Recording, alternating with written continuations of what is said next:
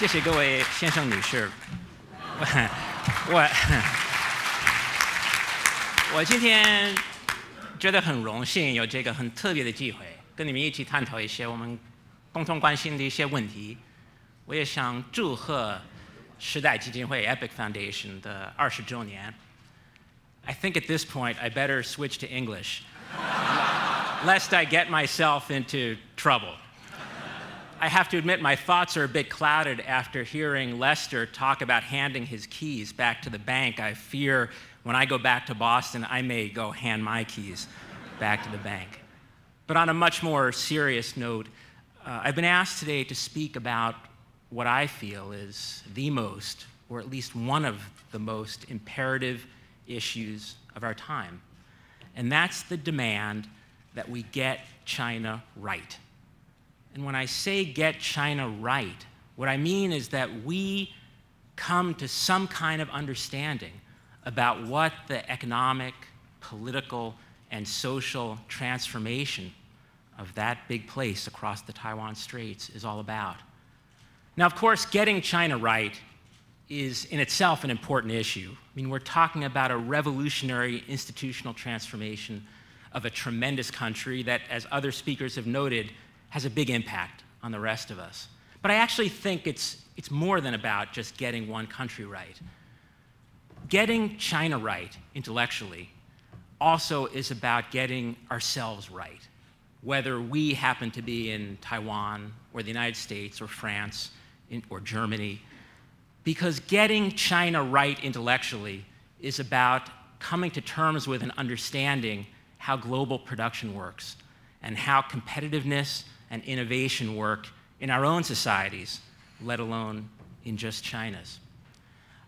I think the issue is important because in many places, certainly in my own country and maybe a little bit in Taiwan too, we haven't really gotten China right, or at least the general public hasn't gotten China right, and by extension, they haven't really gotten the world right.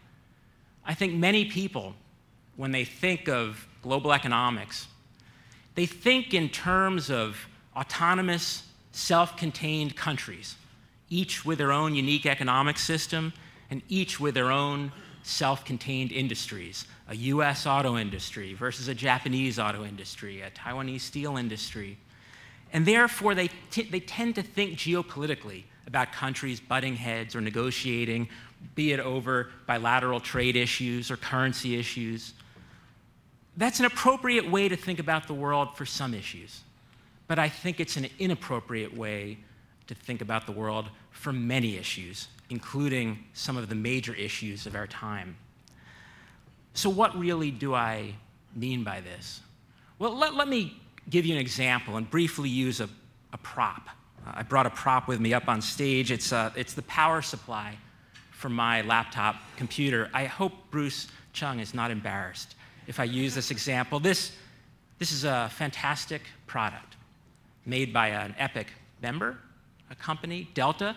I think it's emblematic of what change in China is all about, and it's emblematic of what change in global production is all about. I picked this example because I'm a great fan of Delta, but I'm not exclusively a fan of Delta. The same example could apply to a number of other Taiwanese multinationals, including important Epoch members, be it Quanta or TSMC or many others.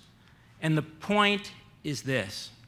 First place, this product, which happens to be full of design information, manufacturing information, is of course assembled in China. It's typical of products that are assembled in China today, typical in that it's done by an overseas-owned company.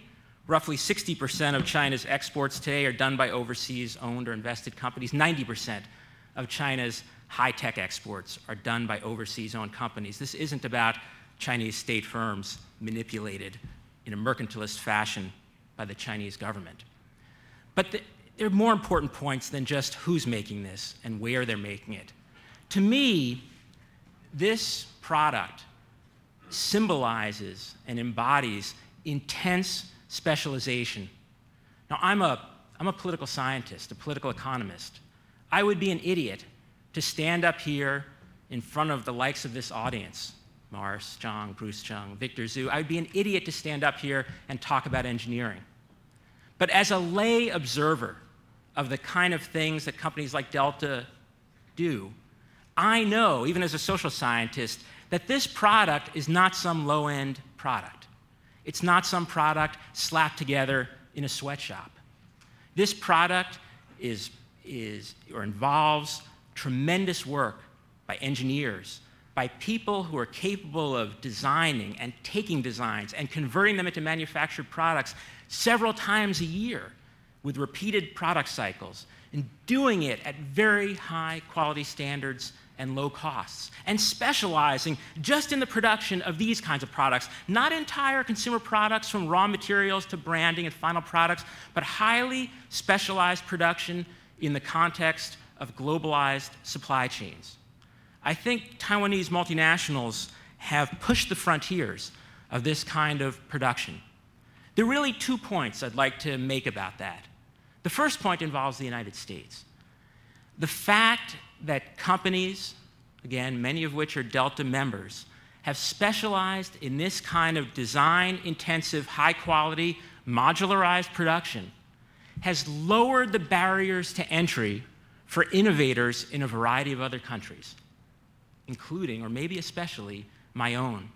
It wouldn't have been possible decades ago for innovators, for example, in wind turbines, somebody who has a great design for a turbine blade, simply to start a company to push that design and take it to somebody else and have it designed for manufacturing and then manufactured at high quality, most likely in China, albeit by an overseas-owned company. Today it is possible. Maybe to put it more broadly, I think it's fair to say that if not for companies like TSMC and Delta and Quanta and others, if there weren't for those companies, we wouldn't see today Apple and Akamai and Analog Devices and so many other companies that have benefited from this kind of modularized production. In a way, this kind of system has unleashed competitive and innovative capacity in a variety of economies, including my own. So what about China? Where does China fit into this? Well, the reality is that China as a geography, China as a place, China as a political economic system has embraced this kind of production, led by supply chain integrators, like some of the companies I've mentioned. When I say embraced this kind of production, what I mean is that this system has tailored its own institutions to fit not mercantilist production, not state-controlled production by national champion companies, but instead it's tailored its institutions and its whole developmental trajectory, whether intentionally or not, it's tailored its trajectory to fit this model of globalized production, which in part explains why we see such high levels of foreign ownership in China, and partly why we're able to see such design-intensive modularized production going on in China. In some ways, there's a bit of a trade-off that happens. A number of companies from advanced industrial economies outsource a bunch of activities to the Chinese geography. Of course, a number of Taiwanese multinationals facilitate and manage that very complicated outsourcing trajectory or activity. But in exchange, China as an entity has largely, over the last 15 years, outsourced the design of its domestic institutions to a bunch of overseas players, including firms. So what do I mean by that? Well, let me give you a quick example. The first time I lived in China for any extended period of time, for 2 years, it was in 1989, from 1989 through really 1990, 1991. At that time, in Chinese cities, roughly 90% of all urban citizens, 85%, were employed in state-owned organizations. I was employed in a state-owned organization. I was employed in a state-owned university, a state university. People were assigned to their jobs. They were assigned to those jobs for life. If they wanted to move jobs, well, in fact, they couldn't move jobs, but if they wanted to try, they had to apply to their downway, their work unit. If they wanted to get married, they had to apply. If they wanted to get a train ticket to visit another city, they had to apply. This is a very hierarchical kind of system in which the citizen was bound to the state. 20 years later, that's gone. That's gone. Why is that gone? Well, that's gone in no small part because companies, like the ones I've mentioned, have moved their manufacturing activities to China only under the condition that they can manage their shop floor. They could hire and fire workers and control wages and a variety of other factors, which may seem relatively minor in the grand scheme of things, but which are tremendous and tremendously important in terms of how the citizen interacts with the state in China. They're tremendously important in how day-to-day institutions, how rules work in China. But it goes beyond that. When I have the opportunity, real opportunity, to visit Epoch members like Delta and see their production activities in China, what do I see? Well, of course, I see manufacturing facilities, but I see R&D labs. And those R&D labs are deeply networked with R&D labs here in Taiwan and elsewhere globally. And who's staffing those R&D labs? Well, they're certainly Taiwanese engineers, but they're also the cream of the crop young engineers from mainland China, graduates of Tsinghua, Jiaoda, Zheda, all the best engineering schools. And what that says to me is, subtly, China has outsourced the control and the trajectory of human capital flows to a bunch of overseas companies that know how to utilize that human capital and achieve tremendous returns from that human capital. The Chinese government today talks a lot about indigenous innovation. 自主创新, well, it's a nice term. It may be a good idea.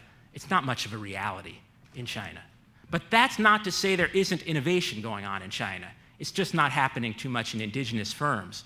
But go to any one of the modularized manufacturing companies that I've talked about, particularly the Taiwanese multinationals, and you'll see plenty of innovation, and plenty of it involving mainland engineers. And in fact, the business operations of these companies, which of course involve not just R&D, but fluid flows of capital and human resources, that puts regulatory pressures on the Chinese government to do complicated regulation like currency convertibility, regardless of what we happen to think of the particular value by which the Chinese government sets the, the currency. For the Chinese government to do that, it has, over the last 10 years, had to pull into its own establishment people who don't have political skills and don't have political background and may not really have political loyalty, but they have technical skills. And what I'm saying is, because of this embrace of a modular production model and a globalized production model pushed by overseas-owned companies, China's own system of domestic governance has had to change, if only by virtue of the kinds of people who are pulled in. Another quick example. In 1989, when I was living in China, very few friends of mine were members of the party, Communist Party, and those that were trying to distance themselves from the party. Most of my friends had been on the streets in 1989. 20 years later, most of those same friends are members of the party.